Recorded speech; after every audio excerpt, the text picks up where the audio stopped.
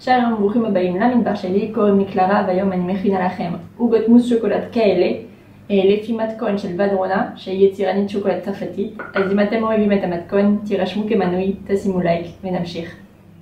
כדי לעשות מוס אתם צריכים ג'לטין, אז אני אכין את הג'לטין לכל המתכון. לכל גרם של אבקת ג'לטין אתם צריכים 6 גרם מים. פה אני מכינה 4 גרם אבקת ג'לטין, אז לקחתי 24 גרם מים. אני שמה את הג'לטין על המים ואני מערבבת טיפה עם מזלג ואני מכניסה את זה למקרר כדי שזה יתקשה. לעוגה אתם צריכים 50 גרם אבקת אגוזי לוז, פשוט לקחתי אגוזי לוז כלואים וטחנתי אותם, 2 ביצים, 50 גרם שוקולד מריר, 40 גרם חמאה ו40 גרם סוכר. אוקיי, אז קודם אני אמיס את החמאה ביחד עם השוקולד.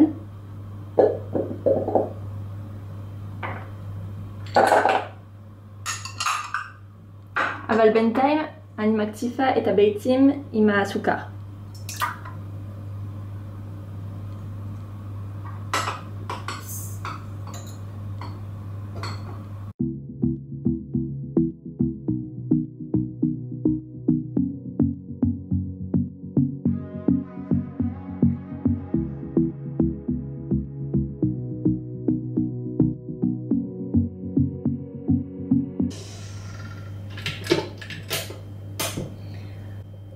כשהביצים נראים כמו מוס ושהשוקולד והחמאה נמסו, אני מוסיפה את החמאה והשוקולד על הביצים.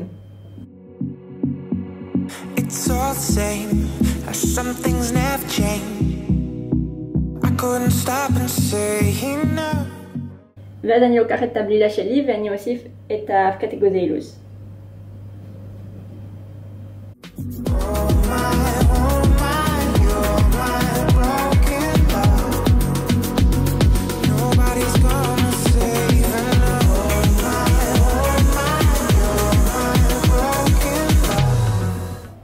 ואז אני שופכת את זה על נייר אפייה.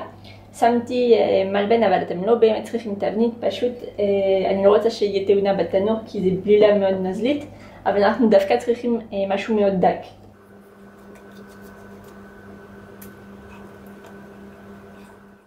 אני עופה את העוגה ב-170 מעלות ל-15 דקות.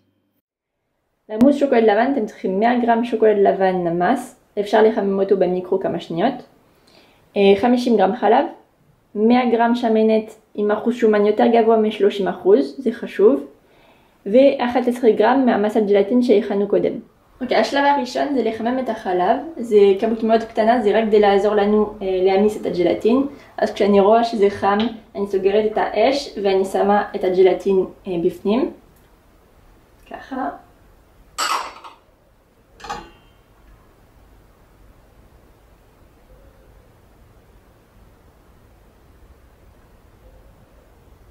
וכשהג'לטין נמס, אני שופכת את זה על השוקולד.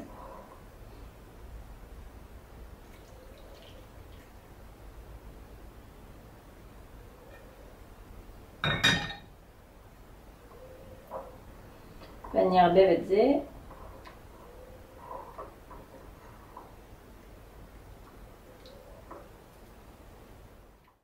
אוקיי, כשהכל מעורבב ויחיד, אני מקציפה את השמנת. השמנת שלי מאוד קרה וגם שמתי את המטריפה והקערה שלי במקפיא. זה מאוד מאוד חשוב שהכל יהיה הכי קר שאפשר. היום אני משתמשת במיקסר הזה, בגלל שזה כמות מאוד מאוד קטנה, אבל אתם יכולים להשתמש במיקסר הרגיל, פשוט זה ייקח יותר זמן.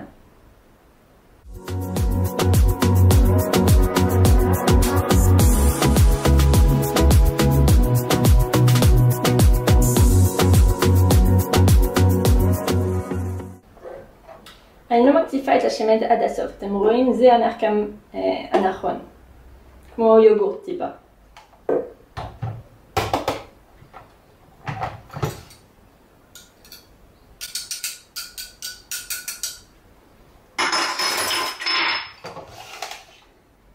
ואז אני שמה את השוקולד על הקרם.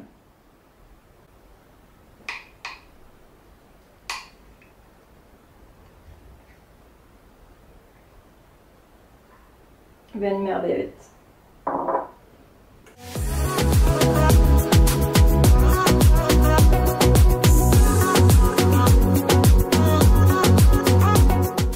עכשיו אני שופכת את המוס הלבן בתוך התבנית. היום החלטתי להשתמש בתבנית חצי כדור, אבל אני מניחה שלא לכולם יש. אז אני גם אראה לכם איך לעשות עם רינג. אתם רואים שפה שמתי ניילון נצמד על רינג. זה מאוד מאוד צמוד, אוקיי? אין שום קיפולים. ואני הופכת את זה, כאילו הניילון על המגש שלי. ואז אני שופכת את המוס בתוך התבניות. יש סך הכל 3 מוסים. אז אני צריכה לשים את המוס הלבן על שליש מהגובה.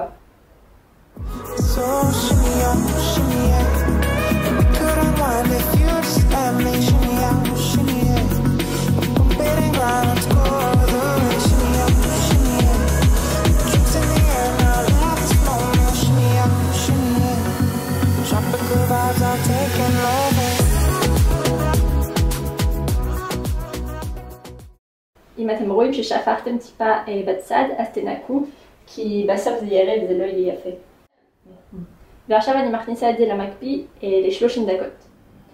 אוקיי, עכשיו צריך להכין מוס שוקולד חלב ומוס שוקולד מריר. זה בדיוק אותו תהליך ממה שעשיתם עם המוס הלבן. אז אני לא אסביר שוב הכל, אבל אני אשים את הסרטון, ואל תשכחו כמה דברים חשובים. אחרי המוס שוקולד חלב, אל תעשו ישר את המוס שוקולד מריר, צריך להכניס את כל המגש בחזרה למקפיא 30 דקות.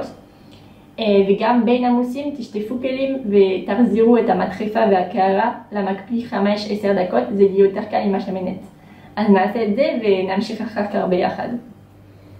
למוס שוקולד חלב אתם צריכים 80 גרם שוקולד חלב נמס, 100 גרם שמנת, 50 גרם חלב ו11 גרם מסת ג'לטין.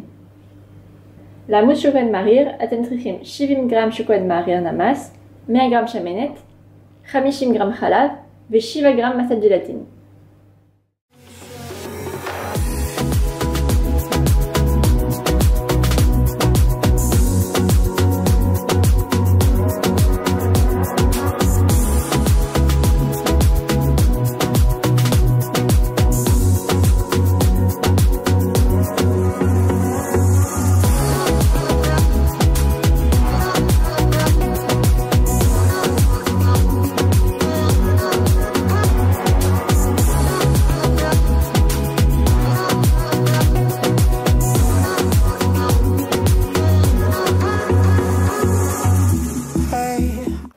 אני שופכת את המוס האחרון, אבל אני עוד לא אכניס את המגש למקפיא.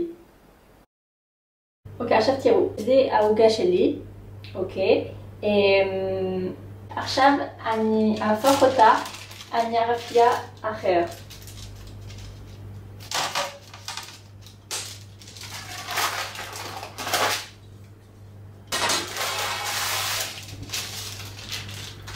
ואני מורידה את הנייר שהיה קודם.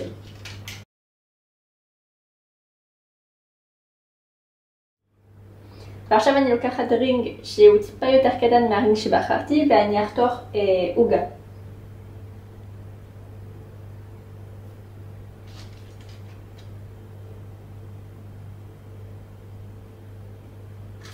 ואני מכניסה את העוגה בפנים. למה יותר קטן מהרינג שבחרנו? בגלל שהעוגה היא בלתי נראית ואז זה יותר אלגנטי. ואז אני לוחצת טיפה עד שהמוס יגיע למעלה. ככה, ואם אתם רוצים אפשר לעבור עם זה כדי שבאמת זה יהיה שטוח. אני מאוד אוהבת כשיש שרווה דקה של עוגה, אבל כמובן שאם אתם רוצים שרווה יותר עבה, אפשר, פשוט צריך לאפות את העוגה בתבנית יותר קטנה. ואז אני מכניסה את זה למקפיא עד שכל השכבות יהיו לגמרי קפואות. למשהו קטן כזה, אני מניחה שזה ייקח רק כמה שעות, אבל אם אתם עושים עוגה משפחתית, עדיף להתחיל ביום שלפני ולאשר את העוגה במקפיא כל הלילה. וכשהכל קפוא אתם צריכים להוציא את העוגה מהתבנית. אז הוצאתי כבר את החצי כדורים שלי ועשיתי טיפה קישוט. אני אראה לכם איך לעשות אם יש לכם רינג. קודם צריך להוריד את הניילון. אני הופכת את העוגה וצריך לחמם אותה. אתם יכולים עם הידיים או אפילו עם פן ככה כמה שניות. ואז אתם רואים שזה יוצא לבד. ואם אתם לא רוצים שהשוקולד מריר ילכלך את השוקולד הלבן, אז פשוט תשימו אורדואיד או נייר על הרינג. פה לא משנה, כי רציתי להראות לכם עוד קישוט שאפשר לעשות.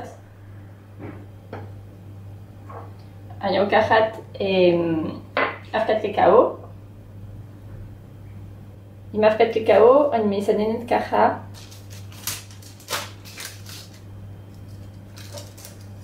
בכל צד.